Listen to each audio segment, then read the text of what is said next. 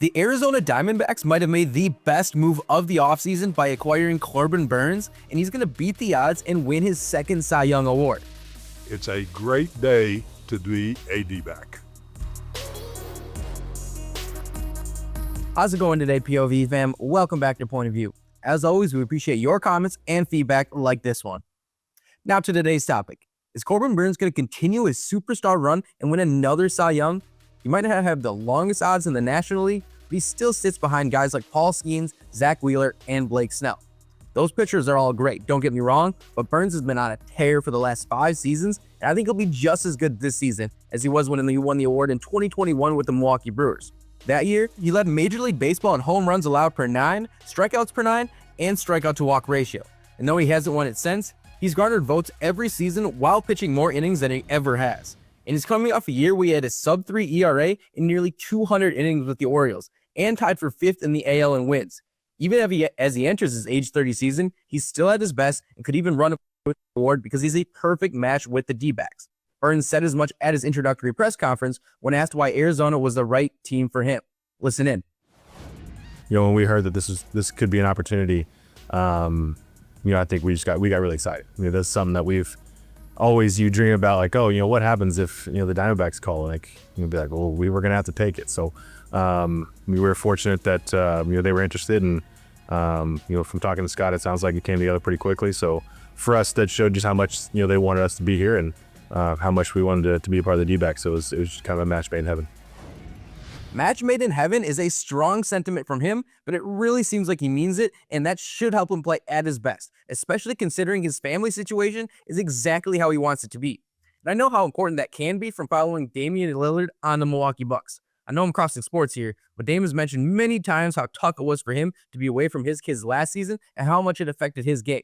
Now, I realize it's not the exact same situation for Burnes, but having his family situated just the way he wants should be a huge plus for his game and the pursuit of a Cy Young. But if we want to play devil's advocate here and give a reason why he might not win the award, it'd be his decreasing strikeout rate. His 23.1% K rate last year was around league average and a far dip from his 35.6% the year he won the Cy Young. But Burnes is no stranger to that stat and addressed that concern on Arizona Sports' Burnes and Gambo show, where he said, quote, "It doesn't matter. An out is an out. If I strike the guy out, if I get a ground ball at shortstop, it's the same. So strikeouts are going to take at least 3 pitches where I know I can get a ground out on 1 pitch," end quote.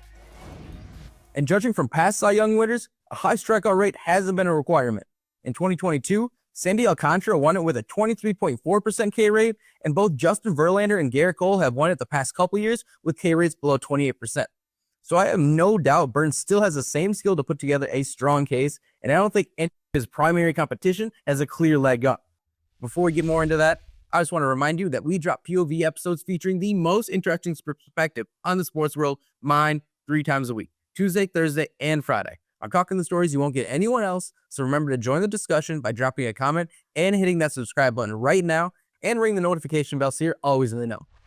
Now let's take a quick peek into the other Cy Young candidates, starting with the favorite, Skenes. He absolutely lit up the league last year, but he pitched just 133 innings. And in college, he didn't pitch more than 122 in a season, so he's probably going to pitch a whole lot more this year than he's ever done in his career. And I'm skeptical he can keep up his high level of play in his first full season with that workload.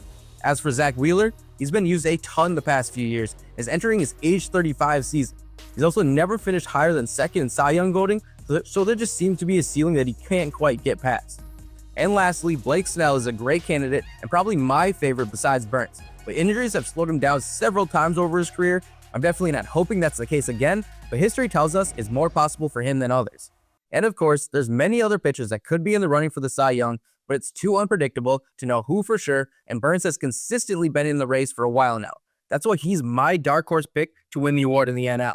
If we want to stick with the theme of under the radar guys, then Burnes' former teammate checks that box. For more on how the San Francisco Giants signing Willy Adames was the most underrated addition of the offseason, check out this past episode of Point of View. And the moment you've been waiting for, here's the answer to today's trivia question. We appreciate you tuning in. We'll see you tomorrow.